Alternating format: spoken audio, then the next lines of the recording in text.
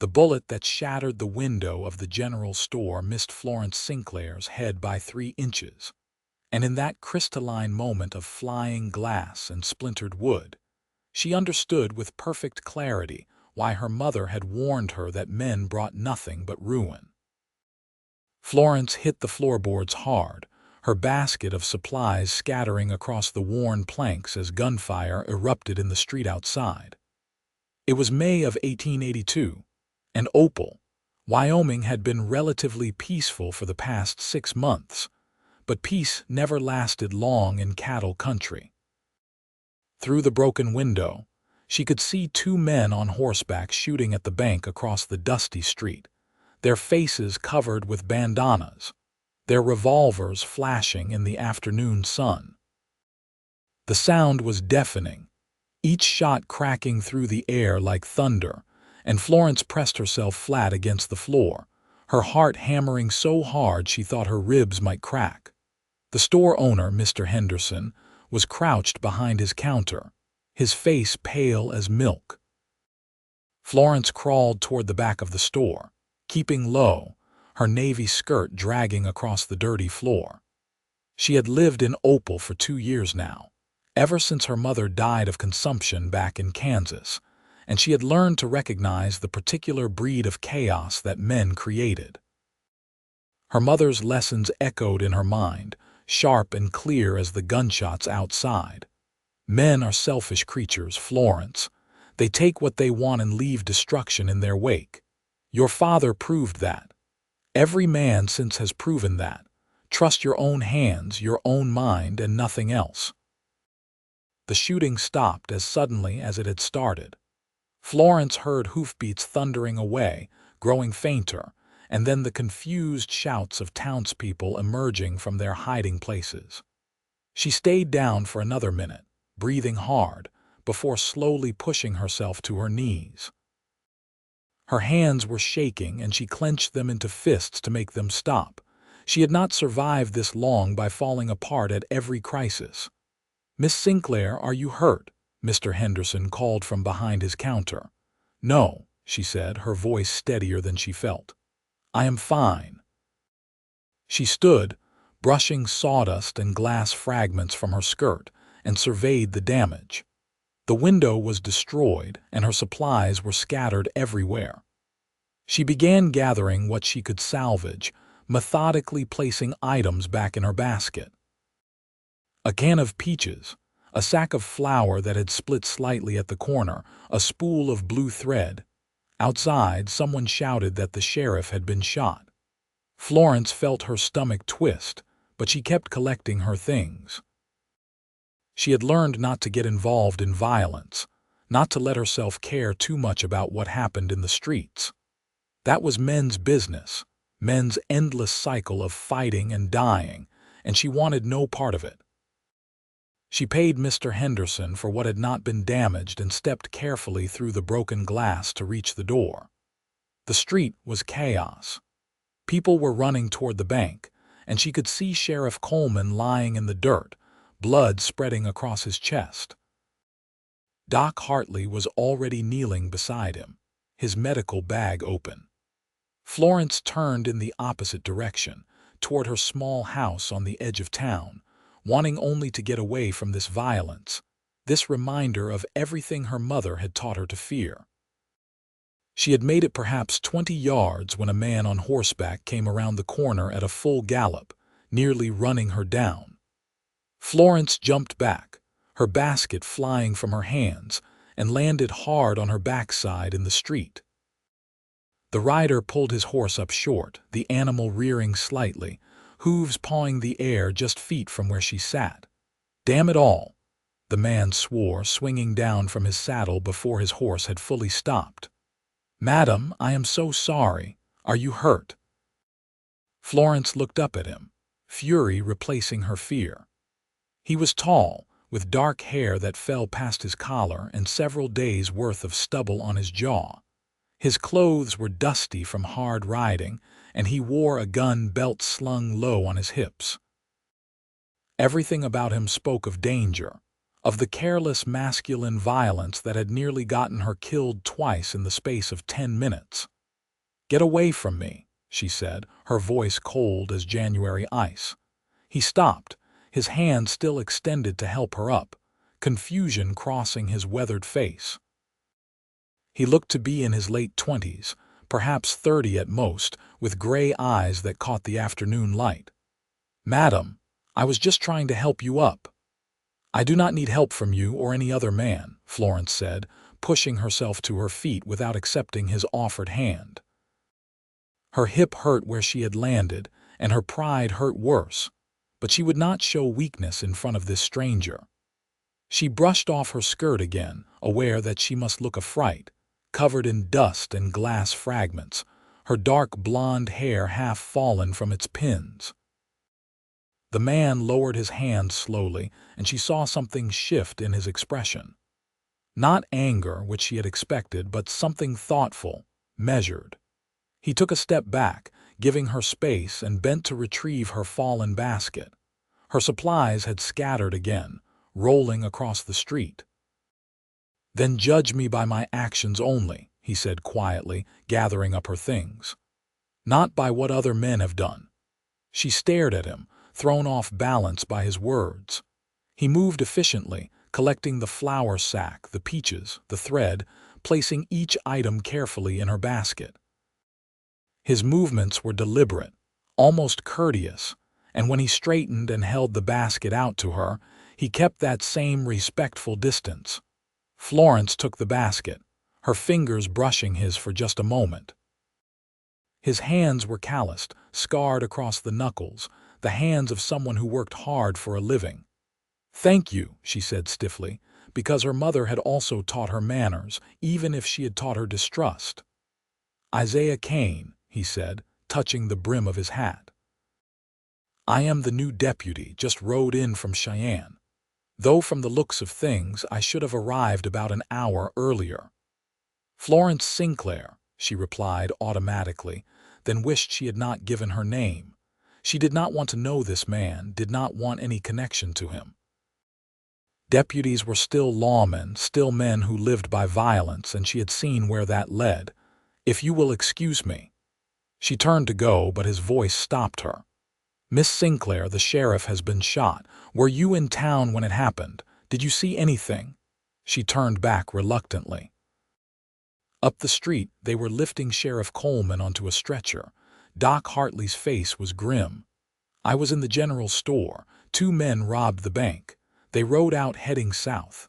That is all I know." Isaiah Kane's jaw tightened, and his hand dropped to rest on his gun belt. Not threatening, just a habit, but Florence felt herself tense anyway. "How long ago?" 10 minutes, maybe 15. He nodded once sharply and turned toward his horse. Then he paused and looked back at her. "Miss Sinclair, you should get inside somewhere safe. If those men circle back, things could get dangerous again." "I am perfectly capable of assessing danger, Mr. Kane," she said coolly. "I have been doing so my entire life."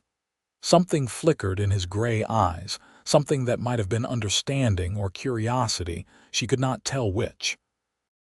"I do not doubt that," he said, "but all the same, please be careful." Then he was swinging back into his saddle, turning his horse toward the sheriff, and Florence was left standing in the street with her basket and her bruised hip and the strange, unwelcome feeling that she had just met someone who would not be easy to dismiss. She went home, to her small house with its neat garden and its well-ordered rooms, and tried to put the entire afternoon out of her mind. She had built a good life here in Opal, a life that depended on no one but herself. She worked as a seamstress, taking and mending and making dresses for the women in town. Her mother had taught her to sew before she taught her anything else, and Florence had a talent for it. She could look at a woman and know exactly how to cut a pattern that would fit, how to choose colors that would complement, how to add small touches of lace or ribbon that would make a simple dress special. It was honest work, and it was enough. She did not need anything more, certainly not the complications that came with trusting men. But that evening, as she sat at her small kitchen table, eating her supper of bread and cheese, she found her thoughts drifting back to Isaiah Kane. The way he had given her space when she asked. The way he had gathered her things without expecting gratitude. The way he had said, "Judge me by my actions only," as though he understood something about her that most people did not. She shook her head, annoyed with herself. One moment of basic courtesy did not make a man trustworthy. Her father had been courteous too in the beginning, before he had gambled away everything they owned and then disappeared one night, leaving her mother to pick up the pieces. Her mother's second husband, the man Florence had been forced to call stepfather for 3 miserable years, had seemed kind at first too, before his temper revealed itself in bruises that her mother tried to hide. No, Florence knew better than to be swayed by a few polite words and gray eyes that seemed to see too much. She went to bed early, listening to the sounds of Opal settling down for the night. Dogs barking, someone playing a fiddle in the saloon, the wind moving through the cottonwood trees. Safe sounds, familiar sounds. She had made this place her home, and she would not let anyone disturb the peace she had built. The next morning brought news that Sheriff Coleman had survived the surgery but was in serious condition. The bank robbers had gotten away with nearly $3,000, and there was a posse forming to track them. Florence heard all of this from Mrs. Patterson, who came to pick up the dress Florence had finished for her. "That new deputy, Mr. Kane. He is leading the posse, Mrs. Patterson said, her eyes bright with the thrill of gossip. "They say he tracked outlaws all through Colorado before he came here. They say he is the best tracker in Wyoming territory." "How fortunate for Opal," Florence said neutrally, pinning the hem of Mrs. Patterson's new dress. "Turn slightly to the left, please. He is quite handsome too, do not you think? And unmarried. I saw him talking to you yesterday in the street." Florence felt her cheeks warm and kept her eyes on her work. "He nearly ran me over with his horse. That hardly qualifies as conversation." "Still, you should be friendlier, Florence. You have been alone since you came here. It is not healthy for a young woman to be so isolated." "I am not isolated," Florence said, perhaps more sharply than she intended. "I have my work, I have friends, I have everything I need, Mrs. Patterson made a small, sympathetic sound that Florence disliked intensely. "Your mother filled your head with some very dark ideas, dear. Not all men are like your father was." Florence bit back her first response, forcing herself to remain professional. Mrs. Patterson meant well, even if she was meddlesome. "The hem is finished. You can pick this up tomorrow afternoon." After Mrs. Patterson left, Florence tried to focus on her work. She had 3 more orders to complete, and staying busy was the best way to keep unwanted thoughts at bay. But all day she found herself distracted, wondering if Isaiah Kane and his posse had caught the bank robbers, wondering if they would return safely, wondering why she cared at all. 3 days passed. The posse did not return. Florence went about her work, sewing and mending, tending her small garden, maintaining the careful, solitary rhythm of her life. But she could not help noticing the worry that began to creep into people's voices when they talked about the missing posse. 5 men had ridden out, including the new deputy, and there had been no word. On the 4th day, Florence was working in her garden, pulling weeds from around her tomato plants, when she heard horses approaching. She straightened, shading her eyes against the afternoon sun, and saw 4 riders coming slowly up the road. They were slumped in their saddles, exhausted, and one of them was draped across his horse, clearly injured or dead. Her heart clenched, and before she could think better of it, she was walking toward the road, her hands still dirty from the garden. The riders drew closer, and she recognized Mr. Patterson, the banker's son, leading the group. Behind him was Isaiah Kane, very much alive, supporting another man who looked barely conscious. The last two riders were strangers to her. Isaiah's eyes found hers as they passed, and even from a distance she could see the exhaustion in his face. He gave her a small nod, nothing more, and then they were gone. Heading toward Doc Hartley's office, Florence stood in the road for a long moment, her heart beating too fast, relief flooding through her in a way that annoyed her intensely. She had no business being relieved that Isaiah Kane had returned safely. She barely knew the man, but her hands were shaking slightly as she walked back to her garden, and no amount of stern self-talk could quite make them stop. That evening, she learned the full story from Mr. Henderson when she went to buy lamp oil. The posse had tracked the robbers into the mountains, where they had been ambushed. There had been a fierce gun battle, and one of the posse members, young Tom Miller, had been killed. Another had been badly wounded, but they had captured one of the bank robbers and recovered about half the stolen money. The other robber had escaped, wounded but alive. That Deputy Kane saved Jim Carpenter's life, Mr. Henderson said, shaking his head in wonder.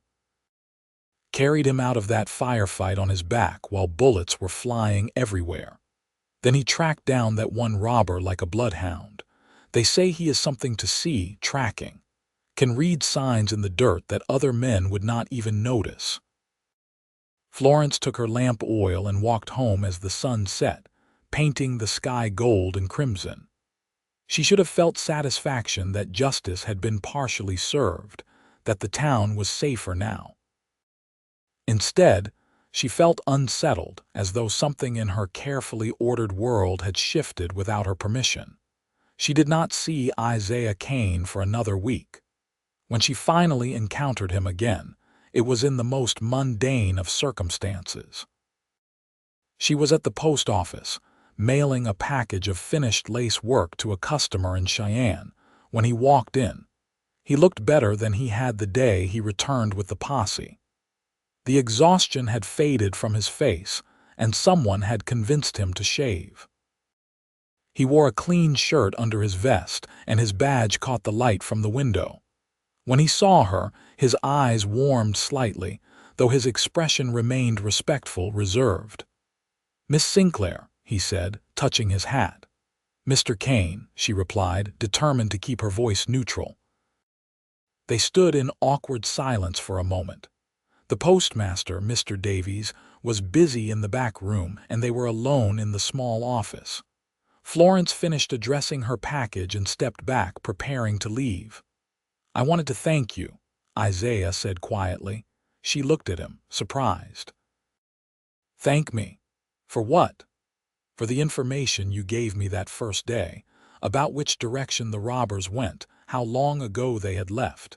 Every minute counted in tracking them, and your details helped." Florence felt something warm kindle in her chest and firmly stamped it out. "I simply told you what I saw. Anyone would have done the same. Not everyone pays that kind of attention. Not everyone keeps their head in a crisis." He paused, seeming to choose his words carefully. "I understand you were in the general store when the shooting started. That window was badly shot up. You could have been killed. But I was not. No, you were not." He studied her face, and she had the uncomfortable feeling that he was reading something there that she did not want to reveal. "You do not frighten easily, do you, Miss Sinclair?" "I have learned that fear is not particularly useful," she said. "Caution is useful. Awareness is useful, but fear itself accomplishes nothing. Your mother taught you that." The question was too personal, too close to truths she did not share, and Florence felt her defenses rising. "My mother taught me many things, Mr. Kane. Most importantly, she taught me to rely on myself." "A good lesson," he said, and there was no judgment in his voice, only understanding. "Though a lonely one, I would imagine." She met his eyes then, those steady gray eyes that seemed to see too much, and felt anger flare in her chest. Not at him exactly, but at the way he made her feel exposed, vulnerable. "I should go. Good day, Mr. Kane." She walked past him, her package clutched in her hands, and heard him say softly behind her, "Good day, Miss Sinclair." She told herself she would avoid him after that. Opal was not a large town, but it was possible to structure one's life to minimize unwanted encounters. She shopped at different times, took different routes when she walked to deliver her sewing work. It was childish, perhaps, but it felt necessary. But fate, or perhaps just the reality of small-town life, had other plans. 2 weeks after their encounter at the post office, Florence was walking home from Mrs. Patterson's house at dusk when she heard a sound that made her blood run cold. A woman screaming, the sound abruptly cut off, coming from the alley behind the dry goods store. Florence froze for one heartbeat, too.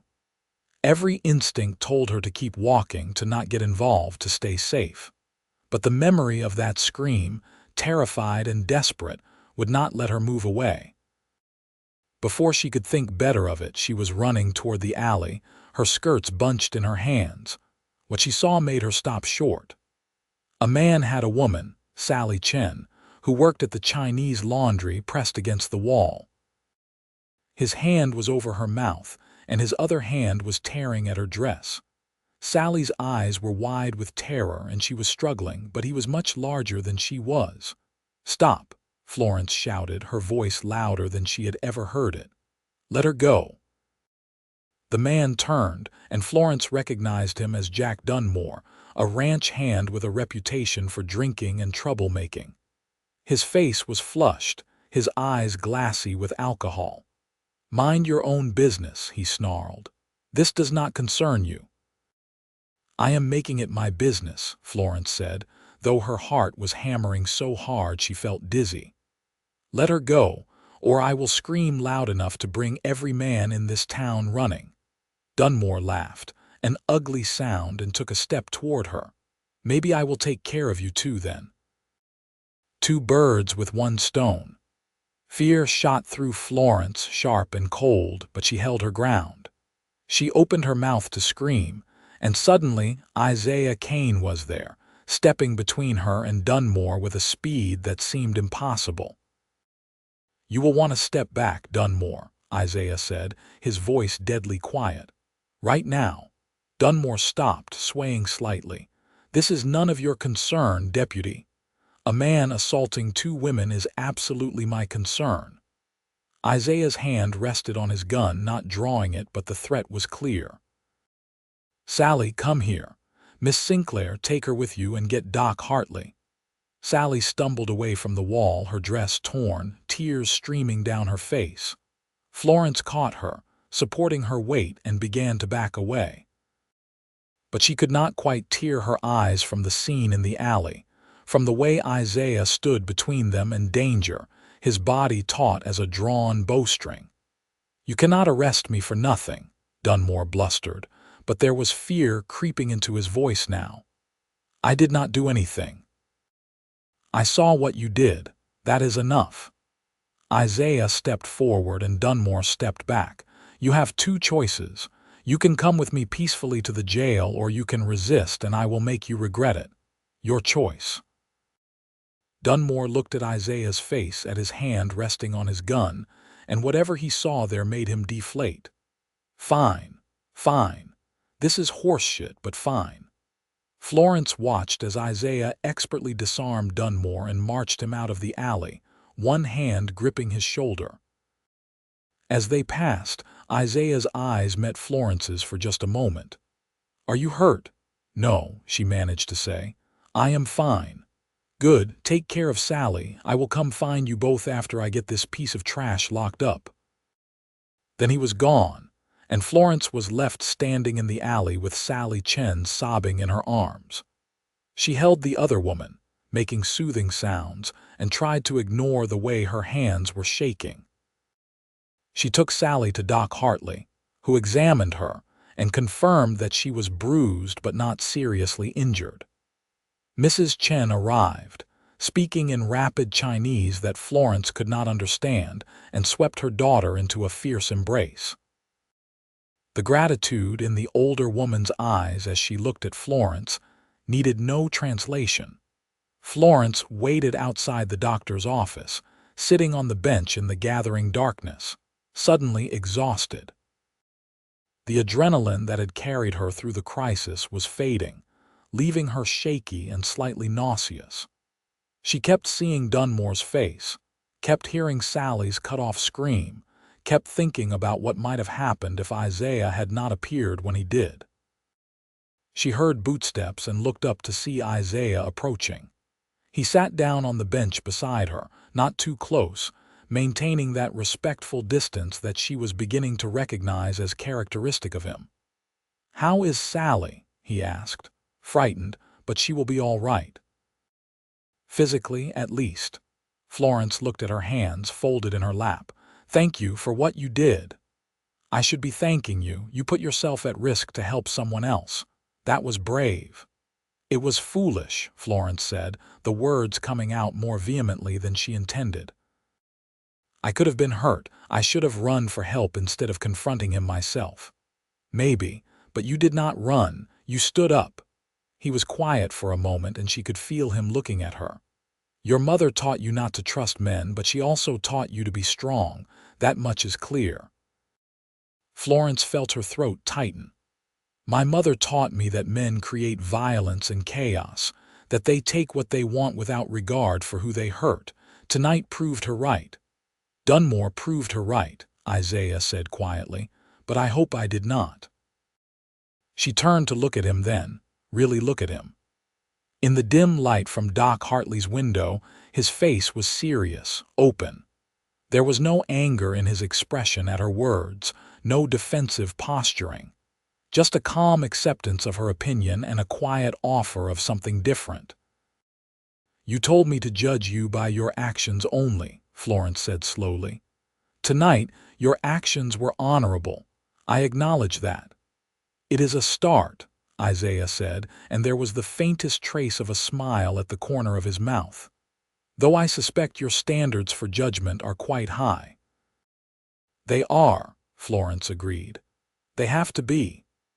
They sat in silence for a while. Florence knew she should go home, knew she should maintain her distance from this man who kept appearing at pivotal moments in her life. But she was tired, and the night was cool, and there was something oddly comfortable about sitting beside Isaiah Kane on this bench, not talking, just existing in the same space. "May I walk you home?" Isaiah asked finally. "It is dark, and after what happened tonight, I would feel better knowing you arrived safely." Every lesson her mother had drilled into her said to refuse. But Florence was also practical enough to recognize that she was genuinely unnerved, that the walk home through the dark streets did not appeal to her at all right now. "Yes," she said. "Thank you." They walked through Opal's quiet streets, their footsteps echoing softly. Isaiah kept a polite distance, his presence solid and reassuring without being intrusive. He did not try to fill the silence with meaningless conversation, for which Florence was grateful. She was still processing everything that had happened, still trying to reconcile what she had witnessed tonight with her mother's teachings. When they reached her small house, she turned to face him. "Thank you again, Mr. Kane." "Isaiah," he said, "if you are comfortable with that." "Mr. Kane makes me feel like I should be giving Sunday sermons." Despite everything, Florence felt a smile tug at her lips. "Isaiah, then, and you may call me Florence, I suppose." "Florence." He tried it out, and she liked the way it sounded in his voice, careful and respectful. "Would you mind if I checked your doors and windows before I go, just to make sure everything is secure?" She should have bristled at the implication that she could not take care of herself, but she heard no condescension in his tone, only genuine concern. "All right." He did a quick circuit of her small house, checking the latches on her windows, making sure her back door locked properly. When he was satisfied, He returned to where she stood by the front door. "Everything looks good. Keep things locked tonight just as a precaution. Dunmore is behind bars, but I would rather be safe than sorry." "I always keep things locked," Florence said. "Somehow I am not surprised." He touched his hat. "Good night, Florence. Try to get some rest." "Good night, Isaiah." She watched him walk away into the darkness, his figure gradually disappearing into shadow, and felt something shift inside her chest. Not trust, not yet. She had built her walls too high and too strong for one evening to bring them down. But perhaps the first small crack in those walls, a hairline fracture that let in just the faintest glimmer of light. The next few weeks brought changes to Florence's carefully structured life. She did not seek out Isaiah Kane's company, but their paths crossed with increasing frequency. She would see him making his rounds through town, checking on the businesses, talking to people. He had an easy way with folks, she noticed. Respectful with the women, firm but fair with the men, and patient with children who crowded around to admire his badge. She learned things about him from town gossip, facts that accumulated despite her attempts not to listen. He was 31 years old, from a small town in Texas originally. He had been a lawman for 8 years, working his way up from trail hand to deputy marshal. He had come to Opal because he wanted a quieter post, though no one seemed to know why a man with his reputation would choose a small Wyoming town over more exciting opportunities. He sent money back to his mother and sister in Texas every month, she learned from the postmaster. He never drank more than 1 beer when he visited the saloon, which the saloon owner mentioned with some amusement. He had a horse named Ranger, a big chestnut gelding that he treated better than some men treated their wives. Florence told herself she was not collecting these details, not building a picture of who Isaiah Kane was. But the information settled into her mind despite her best efforts to ignore it. For his part, Isaiah did not push. He greeted her politely when they met, helped her carry a heavy package one afternoon without being asked, and once stopped a runaway cart that would have crashed into her market stall. Small actions, each one filed away in Florence's mental ledger. Then came the day in late June when everything changed again. Florence was at the general store, buying fabric for a new order, when Mrs. Henderson burst in from the back room. "Florence, you need to come quickly. There has been an accident." Her heart jumped into her throat. What kind of accident? That old mine shaft, the one on the edge of town that was supposed to be boarded up. Some children were playing near it, and the boards gave way. Little Emma Patterson fell in. Florence felt the blood drain from her face. Emma was 6 years old, the Pattersons' youngest daughter, a sweet child who Florence had measured for a dress just last month. How deep is the shaft? Nobody knows for certain. 20 feet, maybe more. The deputy has gone down to try to get her. Florence was moving before she made a conscious decision to do so, dropping her fabric, running out of the store and down the street toward the old mining claim. A crowd had gathered around the shaft, and she could hear Emma crying, the sound echoing up from the darkness below. Mrs. Patterson was being held back by her husband, her face pale with terror. Florence pushed through the crowd until she could see the opening.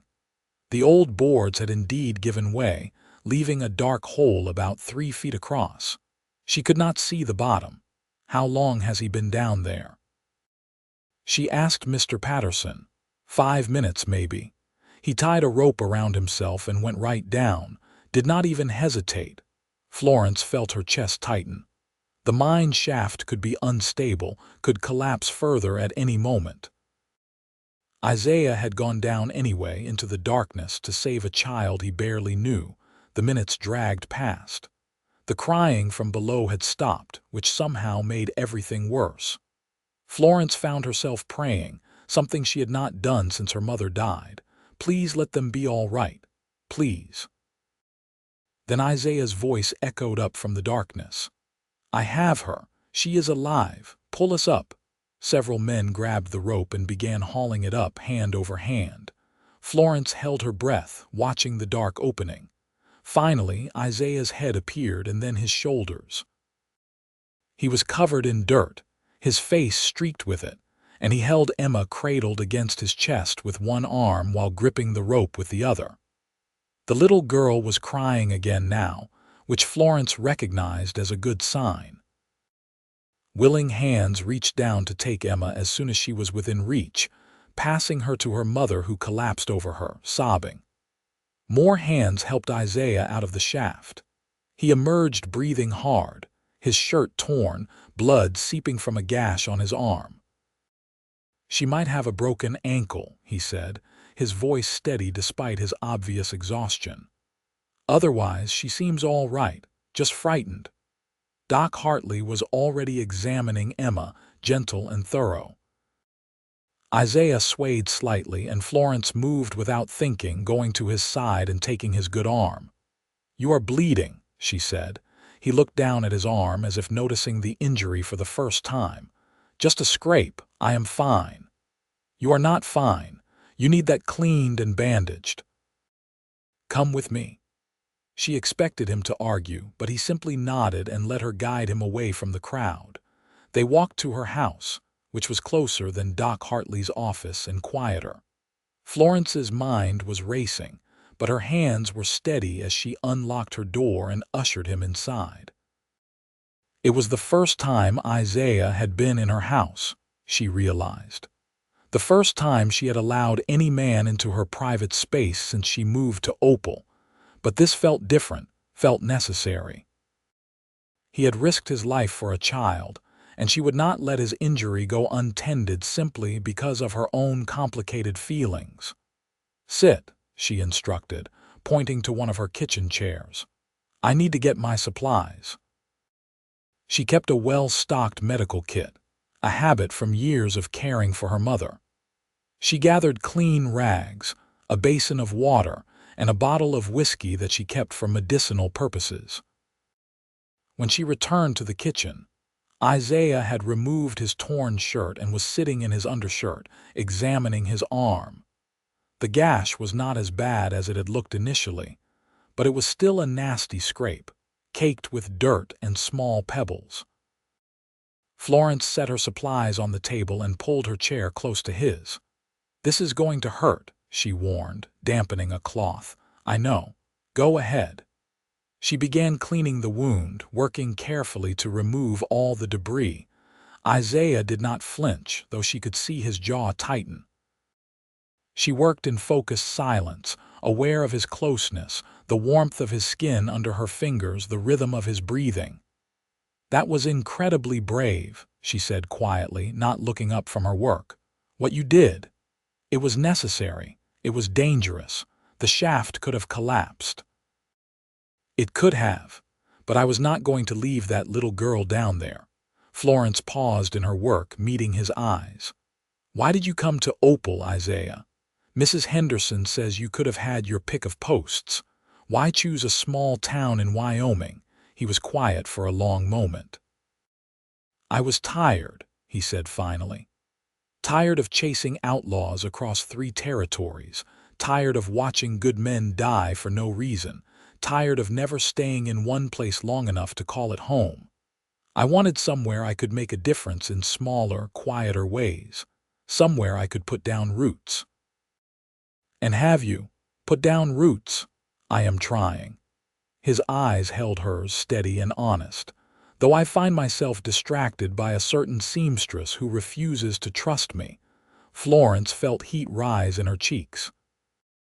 She returned her attention to his arm, applying a liberal amount of whiskey that made him hiss slightly. "I told you. My mother taught me to be careful." "There is a difference between careful and closed off," Isaiah said gently. "I am not asking you to trust me completely, Florence. I know I have not earned that yet, but I am asking you to let me try." She wrapped a clean bandage around his arm, tying it off neatly. Her hands were shaking slightly, and she knew he could feel it. "I do not know if I know how to do that, the letting someone in part. It has been just me for so long. We could start small. Let me take you to dinner. Just dinner, nothing more. Give me a chance to prove that I am not like the men who hurt your mother, who made her teach you those lessons." Florence looked at him, at his open face and steady gray eyes, at the bandage on his arm that marked his willingness to risk himself for others. She thought about all the small actions she had witnessed over the past weeks, the quiet kindnesses, the moments of honor. She thought about the way he had never pushed, never demanded, never expected her gratitude or her trust. "Just dinner," she said slowly. "Nothing more." A smile spread across Isaiah's face, genuine and warm. "Just dinner, I promise." They arranged it for the following evening, a meal at the respectable restaurant in Opal's small hotel. Florence spent the entire next day second-guessing her decision. But when evening came, she found herself putting on her best dress, a dark green silk that she had made herself, and pinning her hair up carefully. Isaiah called for her at precisely 6 o'clock, dressed in clean clothes, his boots polished, his hair neatly combed. He had brought flowers, a small bunch of wildflowers that he must have ridden out to collect himself. "You look beautiful," he said, and there was such sincerity in his voice that Florence felt her resolve to remain guarded waver slightly. "Thank you, and thank you for these." She took the flowers, their simple beauty touching her more than expensive roses might have. The restaurant was busy but not crowded. Isaiah held her chair for her, a gesture that might have seemed old-fashioned except that he did it so naturally. They ordered their meals, roasted chicken and vegetables, and for a while they ate in comfortable silence. Then Isaiah said, "Tell me about your sewing. How did you learn?" It was a safe topic, and Florence found herself relaxing as she talked about her mother teaching her stitches, about discovering she had a talent for seeing how fabric would drape and move. She told him about some of her more challenging commissions, about the satisfaction of creating something beautiful and useful. "You love it," Isaiah observed. "The work, I mean. I can hear it in your voice." "I do. It is mine, you know, the one thing that is completely under my control. If a dress does not turn out right, it is my fault. If it is beautiful, it is my success." "I understand that. I feel the same way about my work sometimes. When I can solve a problem, stop something bad from happening, keep people safe, it feels like I am making a difference." "Like with Emma yesterday." "Yes, like that." He paused, then said carefully, "Your mother, she must have been strong, to survive whatever she went through and still raise you, still teach you to be independent." Florence felt the familiar tightness in her chest when she thought about her mother. "She was strong. She had to be. My father left when I was 7, disappeared one night after gambling away everything we had. We moved in with her sister for a while, but then she met my stepfather." She stopped, not wanting to say more. "He hurt her," Isaiah said quietly. "It was not a question." "Yes. Never where it would show. She hid it for a long time. When I was old enough to understand, she told me that this was what men did, that they presented one face to the world and another at home, that the only safety was in being alone, in being self-sufficient.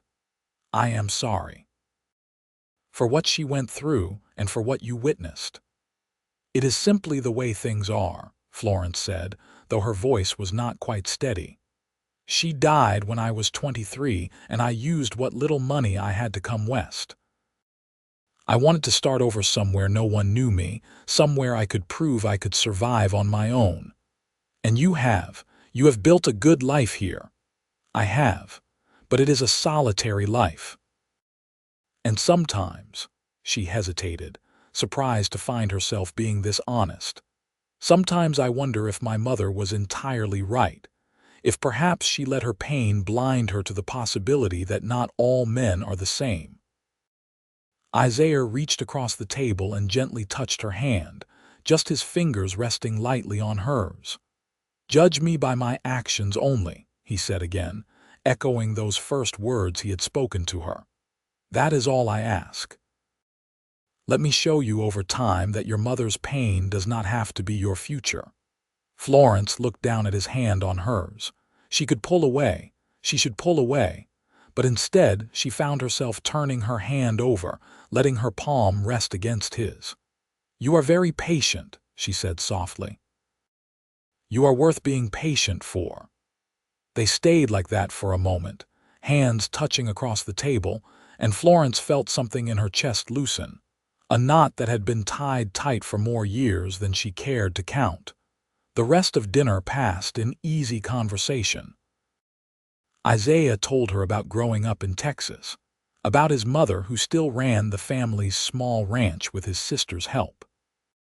He told her about the first time he had pinned on a badge, nervous and certain he would fail, and about the marshal who had mentored him and taught him that being a good lawman meant understanding people, not just enforcing rules. When he walked her home that evening, he did not try to kiss her, did not even try to hold her hand beyond offering his arm. He simply told her he had enjoyed the evening and asked if she would consider doing it again. "Yes," Florence said, "I would like that." Over the following weeks, they fell into a pattern. Dinner once a week, walks through town on Sunday afternoons, occasional conversations when their paths crossed during the day. Isaiah continued to be patient, continued to give her space, and slowly, gradually, Florence felt her walls beginning to crumble. She noticed things about him. The way he helped Mrs. Chen carry heavy laundry baskets without being asked. The way he sat with old Mr. Peterson, who had fought in the war and sometimes had bad days where he could not quite remember where he was. The way he checked on Emma Patterson regularly after her accident, bringing her small gifts and making her laugh. "Judge me by my actions only," he had said. And his actions, day after day, week after week, spoke of honor and kindness and a fundamental decency that Florence could no longer deny. In August, Sheriff Coleman finally recovered enough to return to work, and there was a celebration at the town hall. Florence attended, as she had become more social since beginning her courtship with Isaiah, a word she was slowly becoming comfortable using. She watched Isaiah laughing with the sheriff, accepting congratulations from townspeople for the good job he had done holding things together during Coleman's recovery. Mrs. Patterson came to stand beside her. "You look happy," she observed. "It is good to see." "I am," Florence admitted. "I did not think I could be, but I am. Your mother would want this for you, you know. She would want you to find someone good." Florence thought about that. She would never know for certain what her mother might have wanted, not really. But she liked to think that after all the pain, her mother would have wanted her daughter to find peace, to find love. "Perhaps," she said softly. That night, Isaiah walked her home as he always did. But when they reached her front door, instead of saying good night immediately, he turned to face her. "Florence, may I kiss you?" Her heart jumped, and for just a moment the old fear tried to rise up. But she looked at Isaiah's face, at the respect and affection there, at the patience that had never wavered, and she knew what her answer would be. "Yes." He kissed her gently, his hands coming up to cradle her face with a tenderness that made her chest ache. It was her first kiss, though she would not tell him that until later, and it was nothing like what she had expected. There was no demand in it, no sense of him taking something from her. It felt like a gift, freely given, a promise of care. When they parted, she was breathless and he was smiling. "I have wanted to do that for weeks," he admitted. "I am glad you waited until I was ready." "I would have waited years if necessary." She believed him. That was the remarkable thing, she realized. She actually believed him. They continued their courtship through the fall. Isaiah was called away once, to help track a horse thief in the next county over, and Florence surprised herself by how much she missed him during the 3 days he was gone. When he returned, tired and dusty but safe, she found herself running to meet him, propriety forgotten. He caught her, swinging her around, and she laughed, a sound of pure joy that startled her. When had she become this person, this woman who laughed and missed someone and allowed herself to need another human being? In October, Isaiah asked her to marry him. They were sitting by the creek that ran along the edge of town, watching the autumn leaves drift on the water. He took her hand and said, "Florence, I love you. I think I have loved you since the day I nearly ran you over with my horse and you looked at me like you wanted to shoot me." She laughed despite the tears that were suddenly threatening. "That was not love at first sight on my part. No, but it became love, at least I hope it did." "It did," she said softly. "I love you, Isaiah. I did not think I could, but I do." "Then marry me. Let me spend the rest of my life proving to you every single day that you made the right choice in trusting me." Florence looked at him, at this man who had been so patient, so kind, so absolutely unwavering in his respect for her. She thought about her mother, about all those lessons in distrust and self-sufficiency. And then she thought about how Isaiah had shown her that trust did not mean weakness, that letting someone in did not mean losing yourself. "Yes," she said. "Yes, I will marry you." He kissed her then, there by the creek with the autumn sun warm on their faces, and Florence felt something she had never quite believed she would feel: safe. Not just physically safe, but emotionally safe, safe enough to be vulnerable, safe enough to love without fear. They were married in November, in a simple ceremony at the church with most of Opal in attendance. Florence wore a dress she had made herself, pale blue silk with delicate lace at the collar and cuffs. Mrs. Patterson cried, and Mrs. Chen gave them a beautiful embroidered blanket that must have taken months to create. Sheriff Coleman officiated, since there was no permanent preacher in town, and pronounced them husband and wife with a broad smile. Isaiah kissed her in front of everyone, and Florence did not even mind. Let them see that she had chosen this, chosen him, chosen to believe in something other than fear. They moved into Isaiah's larger house, which sat on the edge of town with a view of the mountains. Florence brought her sewing supplies and her few possessions, and Isaiah made space for everything without complaint. He had even built her a sewing room with good windows for light, a surprise he revealed on their wedding night. "I know your work is important to you," he said. "I wanted you to have a proper space for it."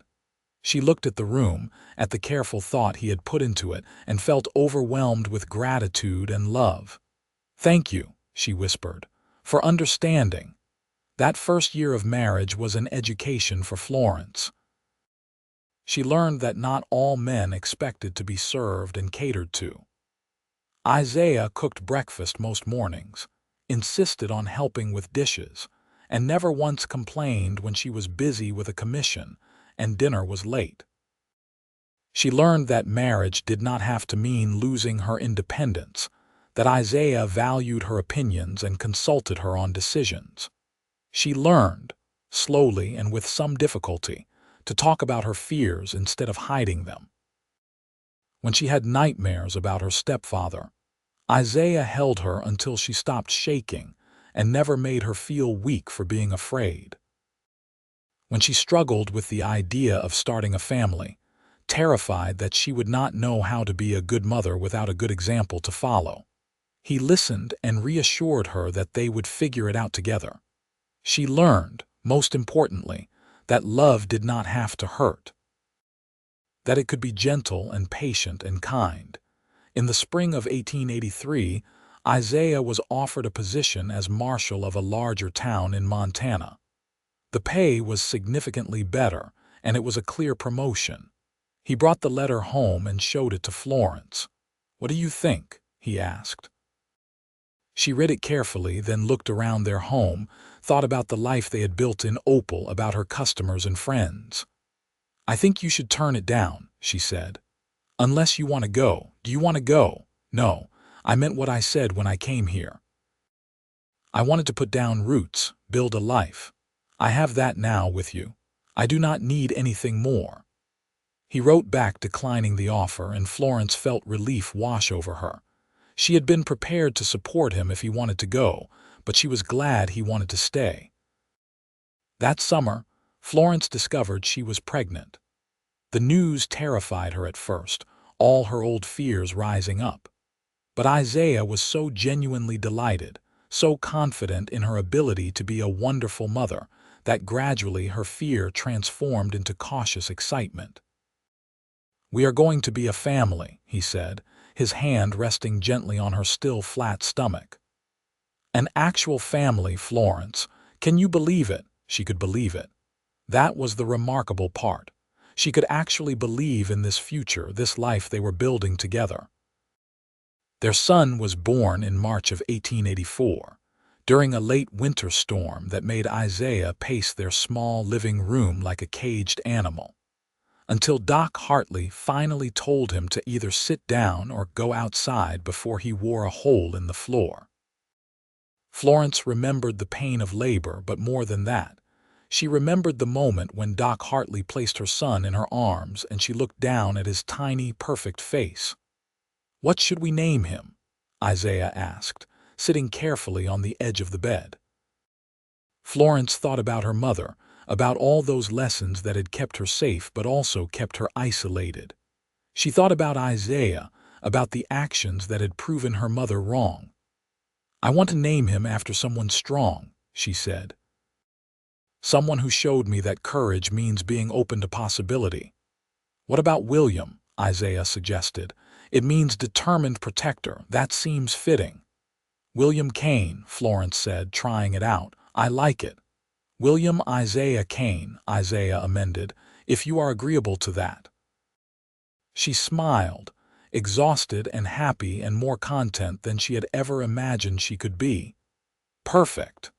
Those early months of motherhood were challenging. William was a fussy baby, prone to colic, and there were nights when Florence walked him for hours, tears streaming down her face, certain she was doing everything wrong. But Isaiah was always there, taking his turn pacing with their son, reminding her that she was doing beautifully, that William was healthy and loved, and that was what mattered.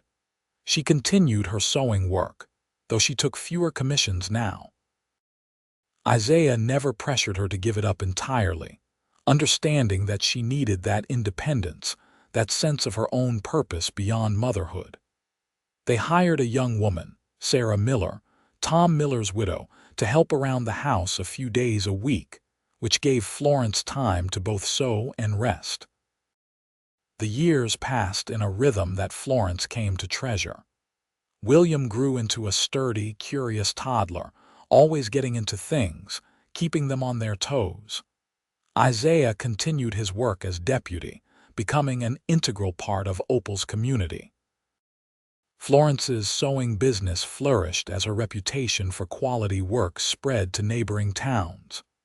In 1886, their daughter was born, tiny and dark-haired like her father.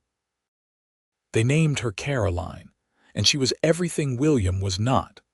Calm, placid, content to lie in her cradle and observe the world with solemn eyes.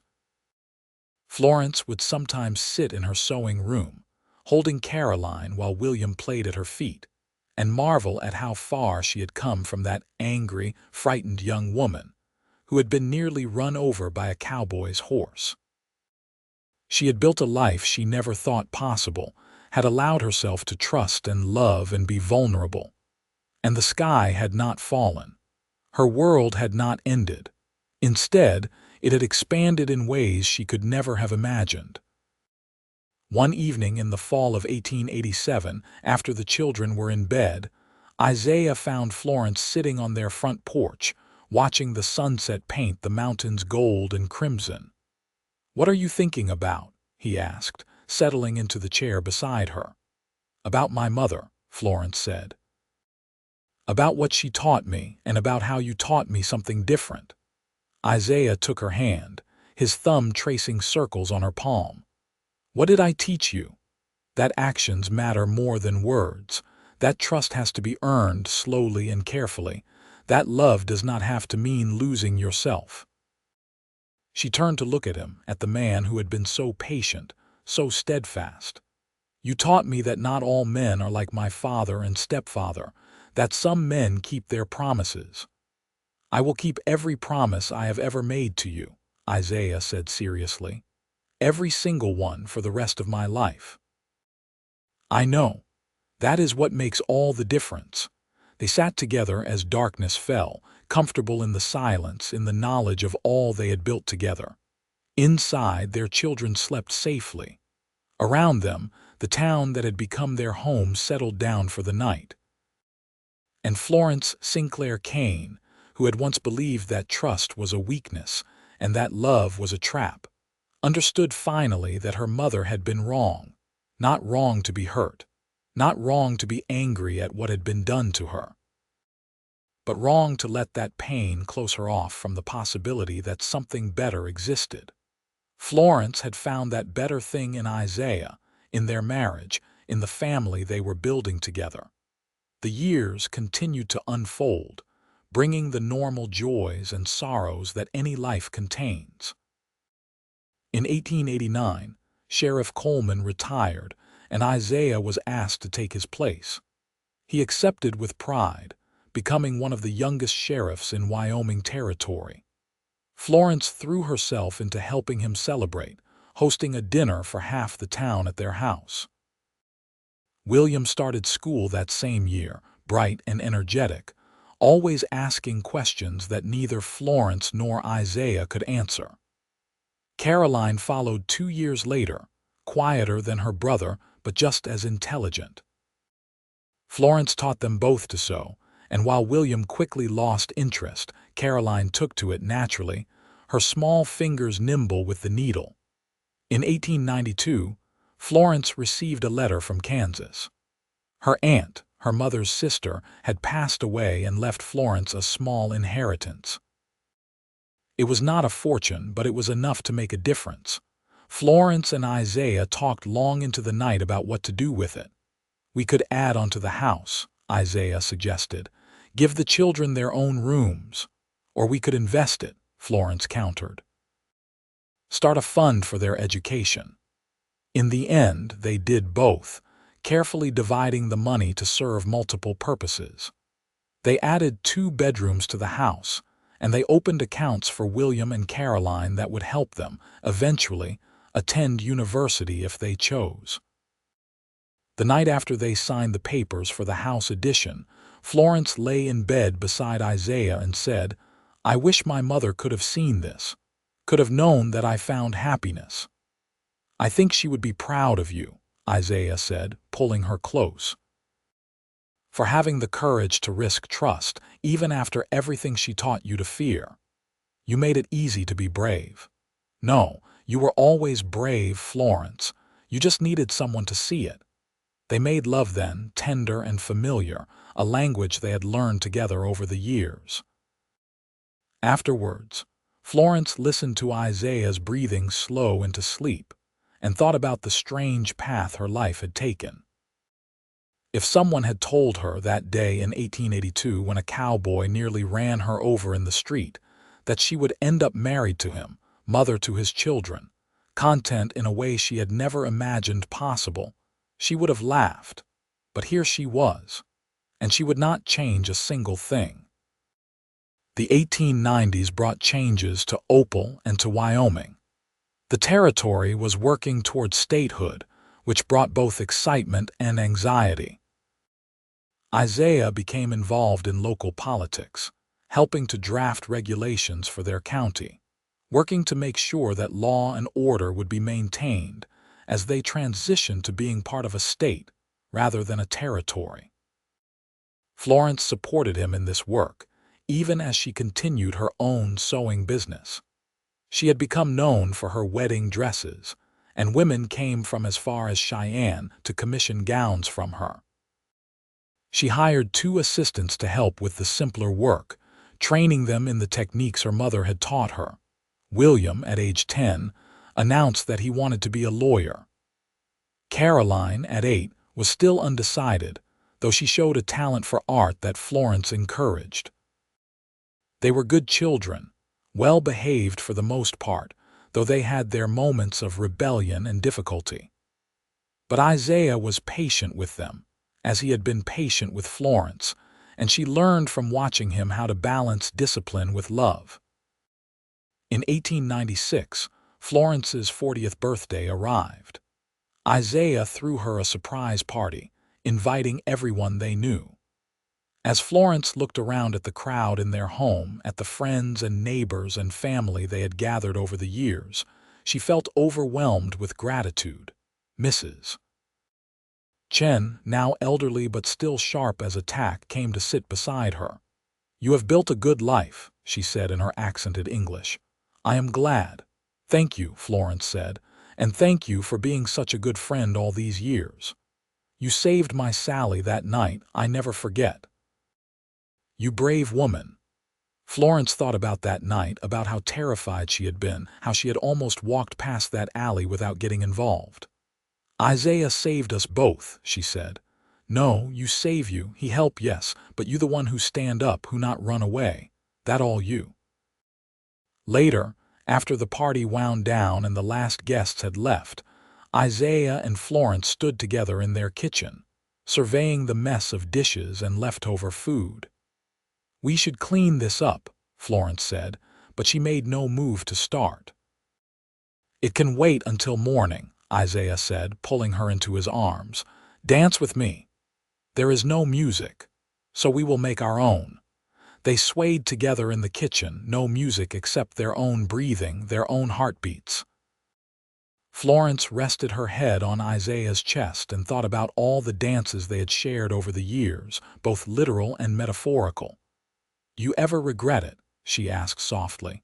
"Choosing me, even though I made it so difficult in the beginning?" "Never. Not for 1 second." He pulled back enough to look at her face. "You are the best thing that ever happened to me, Florence Kane.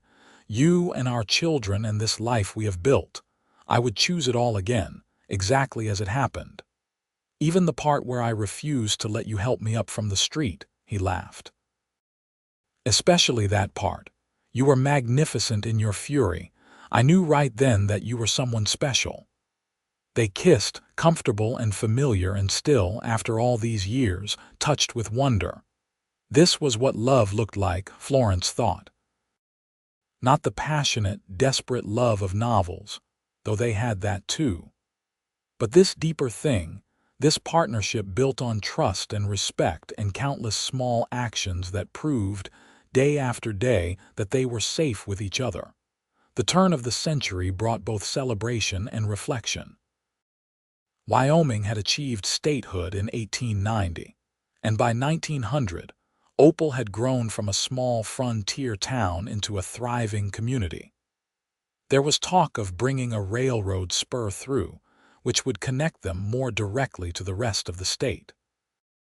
William was 16 now, already working with a lawyer in Cheyenne during his summers, preparing for the career he had chosen.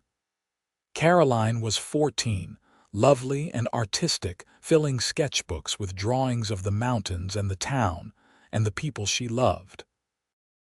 Isaiah was respected throughout the county as a fair and effective sheriff, though he had slowed down slightly, not as quick to chase outlaws across the territory as he had been in his younger years. And Florence, at 44, had finally made peace with her mother's memory. She understood now that her mother had done the best she could with the pain and fear she carried.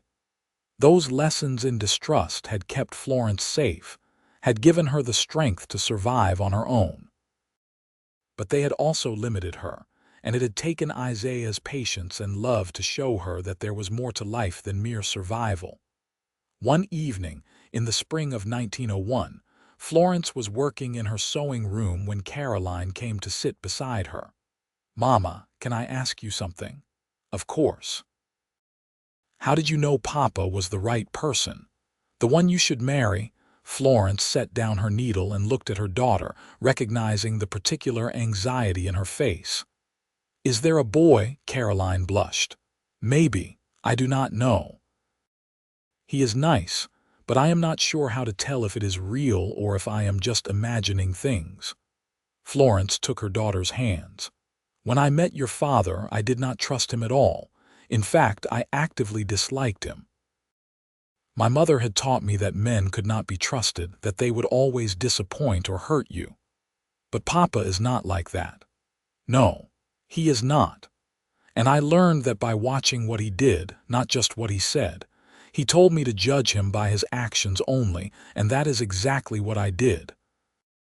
Over time, his actions proved that he was trustworthy, that he was kind, that he would keep his promises. So I should watch what this boy does. Yes. Do his actions match his words? Does he treat you with respect? Does he make you feel safe, or does he make you feel like you have to constantly prove yourself?" Florence squeezed her daughter's hands. "You are worth someone who will be patient, who will earn your trust, who will value you for exactly who you are. Like Papa values you." "Yes, like that." Caroline hugged her then, fierce and tight, and Florence held her daughter close, hoping that she would be smart enough and brave enough to find what Florence herself had found. A love built on actions, not just words. A partnership built on trust, earned slowly over time. In 1903, William graduated from the University of Wyoming with a law degree. The entire family traveled to Laramie for the ceremony, and Florence cried watching her son accept his diploma. This boy, this man now, who had grown in her body, and whom she had feared she would not know how to mother properly, had become someone wonderful. Someone kind and intelligent and determined to make a difference in the world. "Your mother would be so proud," Isaiah whispered to her during the ceremony, and Florence knew he was right. Caroline graduated from high school that same year and announced that she wanted to study art in Denver. Florence's first instinct was to say no, to keep her daughter close and safe. But Isaiah reminded her gently that they had to let their children become who they were meant to be. So they let Caroline go, though it broke Florence's heart a little. They set her up in a respectable boarding house and visited her as often as they could. And Caroline flourished, her talent growing and developing, her confidence blooming. In 1905, William married a young woman named Grace, a teacher he had met in Cheyenne. The wedding was beautiful, and Florence made Grace's dress herself, pouring all her love and hope into every stitch. Watching William and Grace exchange vows, seeing the way he looked at her with such devotion, Florence felt the circle complete itself. Her son had learned from his father what it meant to love honorably, to be a man worth trusting. Caroline returned home in 1906, bringing with her a young man named Thomas, an architect she had met in Denver. Thomas was quiet and respectful, and when he asked Florence and Isaiah for permission to marry Caroline, he spoke eloquently about how much he loved her, how he wanted to support her artistic dreams, how he would spend his life making her happy. "What do you think?" Isaiah asked Florence after Thomas had left. "I think he is sincere. I think he loves her, and I think Caroline is old enough and wise enough to know her own heart." They gave their blessing, and Caroline and Thomas were married in the fall of that year. It was a double celebration, as Florence and Isaiah's 25th wedding anniversary fell just a month later.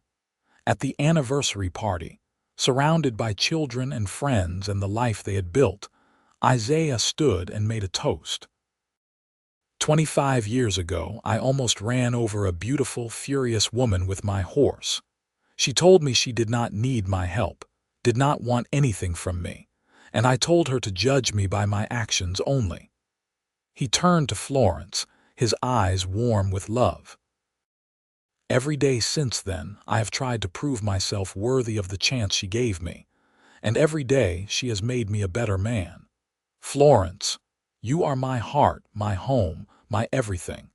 Here is to 25 more years and then 25 after that." Florence stood, tears streaming down her face, and kissed her husband in front of everyone. "Here is to judging wisely," she said when they parted, "and to finding that one person whose actions never disappoint." The years continued to pass, bringing grandchildren and new adventures. William and Grace had 3 children, while Caroline and Thomas had 2. Florence taught her granddaughters to sew, passing down the skills her mother had taught her, but adding her own lessons about trust and love and the importance of choosing partners who proved themselves through actions. Isaiah retired from being sheriff in 1910, at age 59, though he continued to serve as a consultant when difficult cases arose. He and Florence spent their days working in their garden, taking long walks, visiting their children and grandchildren. They had grown old together, their hair gray, their movements slower, but their love as strong as ever. One evening in the summer of 1912, they sat on their front porch watching the sunset, as they had done countless times over the years. "You remember the day we met?" Florence asked. "How could I forget? You looked like you wanted to murder me," she laughed. "I was so angry, so determined not to let you close. And I was so determined to prove you wrong, to show you that not all men were what your mother had taught you to fear. You did prove me wrong. Every single day, for 30 years now, you have proved me wrong. Your actions have spoken louder than any words ever could." Isaiah took her hand, their fingers intertwining with the ease of long practice. "I love you, Florence. More today than the day I married you, though I did not think that was possible. I love you too. Thank you for being patient, for waiting until I was ready to trust, for giving me time to learn that love does not have to hurt." They sat in comfortable silence as darkness fell. Inside their house, photographs lined the walls, chronicling the life they had built together. Outside, the town of Opal, Wyoming spread out around them, peaceful and prosperous. And Florence Sinclair Kane, who had once believed that happiness was impossible, who had been taught to distrust and fear and protect herself at all costs, understood finally and completely that she had been wrong, not wrong to be cautious, not wrong to protect her heart, but wrong to believe that everyone would hurt her, that no one could be trusted, that safety only existed in solitude. Isaiah had taught her, through years of patient action, that some people were worth the risk, that some loves were worth believing in. That trust, given slowly and earned carefully, could be the foundation of something beautiful. And she had learned the lesson well, had passed it on to her children and grandchildren. "Judge people by their actions," she told them. "Not by their words, not by their promises, but by what they actually do day after day, year after year." It was a good lesson, she thought. Perhaps the best one she had ever learned. In 1915, Isaiah became ill. It started as a cough that would not go away and gradually worsened until Doc Hartley, now quite elderly himself, diagnosed pneumonia. Florence nursed him through it, sitting by his bedside, reading to him, holding his hand. He recovered, but slowly, and afterwards he was weaker than before. "I am getting old," he told Florence with a rueful smile. "We both are, but we are getting old together, which is all I ever wanted." They celebrated their 33rd anniversary quietly that year, just the two of them and a simple dinner. But it was perfect, because after all these years, they did not need grand gestures or elaborate celebrations. They had each other, and that had always been enough. Florence continued her sewing work, though her eyes were not as sharp as they had once been, and her fingers sometimes ached with arthritis. But she found joy in it still, in creating beautiful things, in using the skills her mother had taught her so long ago. In the spring of 1918, as the world was consumed by war overseas and influenza at home, Isaiah and Florence celebrated their 36th anniversary. Their children and grandchildren gathered, and there was laughter and love and gratitude for the family they had built. "Tell us the story of how you met again," one of the grandchildren begged, and Isaiah and Florence exchanged glances, smiling. "Your grandmother hated me at first sight," Isaiah said. "I did not hate you. I was suspicious of you. There is a difference. She would not let me help her up when my horse nearly knocked her over.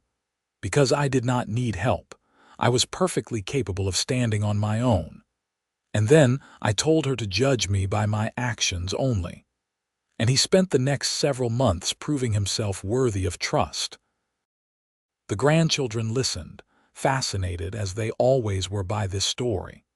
And Florence, telling it, remembered that angry, frightened young woman she had been and felt grateful for every experience that had brought her to this moment. The years passed, slower now but no less precious. Isaiah's health continued to decline gradually, and in the winter of 1920, he caught another respiratory infection that his body could not quite fight off. Florence sat by his bed through the long nights, holding his hand, talking to him about their life together. "I would do it all again," he told her one night, his voice weak but clear. "Every moment, every choice. You made my life mean something, Florence. You made mine possible," she replied, tears streaming down her face. "I would not have known how to live, really live, if not for you." "Judge me by my actions," he whispered, echoing those words from so long ago. "I have. For 38 years I have. And your actions have proved every single day that I made the right choice in trusting you." He smiled then and squeezed her hand, and she knew that he understood what she was saying. That she was grateful, that she loved him, that he had changed her life in ways that could never be adequately expressed. Isaiah passed away peacefully 3 days later, surrounded by his family. Florence held his hand until the end, and even after, not wanting to let go of this man who had been her partner, her love, her proof that not all men were what her mother had warned her about. The funeral was well attended, with people coming from all over Wyoming to pay their respects to Sheriff Isaiah Kane, who had served his community with honor for nearly 40 years. But for Florence, it was a more private grief. She had lost the person who understood her best, who had seen all her fears and scars and loved her anyway. In the days and weeks after Isaiah's death, Florence struggled. The house felt too empty, too quiet. But her children and grandchildren rallied around her, refusing to let her retreat into solitude. They visited constantly, brought her meals, sat with her while she cried. "He loved you so much," William said one afternoon. "Everyone could see it. The way he looked at you, even after all those years. I loved him too, more than I ever thought I could love anyone. You taught us what a good marriage looks like," Caroline added. "What real love is. Thomas and I, we have tried to build what you and Papa had." Florence looked at her daughter, at her son, and felt pride swell in her chest. They had learned the right lessons, had chosen partners wisely, had built lives based on trust and mutual respect. The legacy she and Isaiah had created would continue, passed down through generations. Florence lived another 8 years, busy and active despite her grief. She continued sewing almost until the end, teaching her granddaughters, taking pleasure in her work. She saw grandchildren marry and great-grandchildren born. She became a fixture in Opal, the kind of woman people pointed to as an example of strength and grace. But she missed Isaiah every day, missed his presence beside her in bed, missed his voice calling her name, missed his hand in hers as they watched the sunset. She kept his photograph on her nightstand, and every evening before she went to sleep, she would touch it and whisper, "Your actions proved you worthy." Every single day they proved you worthy. In the spring of 1928, Florence fell ill.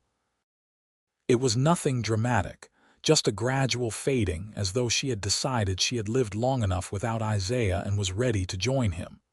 Her children gathered around her bed, and she looked at each of them with love. "I am proud of you," she told them. "All of you. You have built good lives, chosen good partners. You have learned to judge people by their actions, not just their words." "You taught us that, Mama," William said. "You and Papa both. Your father taught me first. I was so stubborn, so determined not to trust anyone, but he was patient. He showed me, through action after action, that some people are worth believing in." She closed her eyes, tired but at peace. "Tell your children the story. Tell them about the cowboy who said to judge him by his actions only, and about the woman who was brave enough to do exactly that. Tell them that real love is built slowly, through trust earned and promises kept." "We will, Mama. We promise." Florence Sinclair Kane died peacefully in her sleep that night at the age of 72. She was buried beside Isaiah in the Opal cemetery, under a cottonwood tree with a headstone that read, "Beloved wife and mother." She learned to trust, and in trusting found joy. Her children and grandchildren mourned her, but they also celebrated her. They told the story she had requested, about the suspicious young seamstress and the patient deputy, about distrust slowly transformed into love. They told it at family gatherings and passed it down through generations, a reminder that sometimes the greatest courage is not in staying closed off and protected, but in allowing yourself to be vulnerable, to trust, to love. The story became part of the family lore, embellished slightly with each telling but always remaining true to its core. That actions speak louder than words, that trust must be earned, and that real love is worth every risk, every moment of fear, every vulnerability. And in a small town in Wyoming, in a house that still stood on the edge of town with a view of the mountains, Florence and Isaiah's great-grandchildren played in the same garden where their great-grandmother had once tended tomatoes, and learned to trust a man who nearly ran her over with his horse. The house had been passed down through the family, cherished and maintained, a physical reminder of the love that had been built there.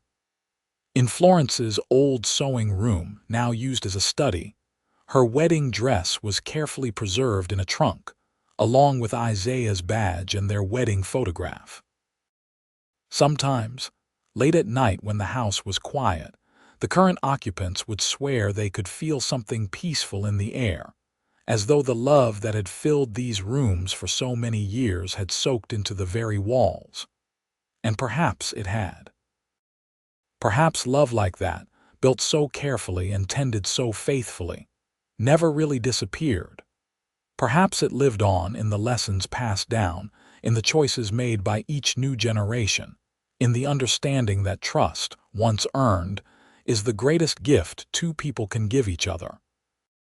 Florence had learned that lesson the hard way, fighting against it every step. But she had learned it well, and in learning it, she had found a happiness she never thought possible. She had found Isaiah, who had proven through action after action, day after day, year after year, that he was worthy of her trust. And together, they had built something beautiful, something that would outlast them both, something that would echo through the generations that followed. It was, in the end, exactly what Isaiah had promised on that first day when he told her to judge him by his actions only. He had given her every reason to trust, every proof of his honor, every demonstration of his love. And she, brave enough to set aside the fears her mother had taught her, had chosen to believe the evidence before her eyes. That was their story. That was their legacy. A love built on patience and trust, on actions that spoke louder than words, on the understanding that real partnership means choosing each other, day after day, even when it is difficult, even when it is scary, even when everything in your past tells you not to. Florence Sinclair had been raised to distrust men. Isaiah Kane had told her to judge him by his actions only. And in the end, his actions had proved that love, real love, was worth every risk she had taken. It was a lesson well learned, a story well lived, a life well loved. And that truly was the happiest ending of all.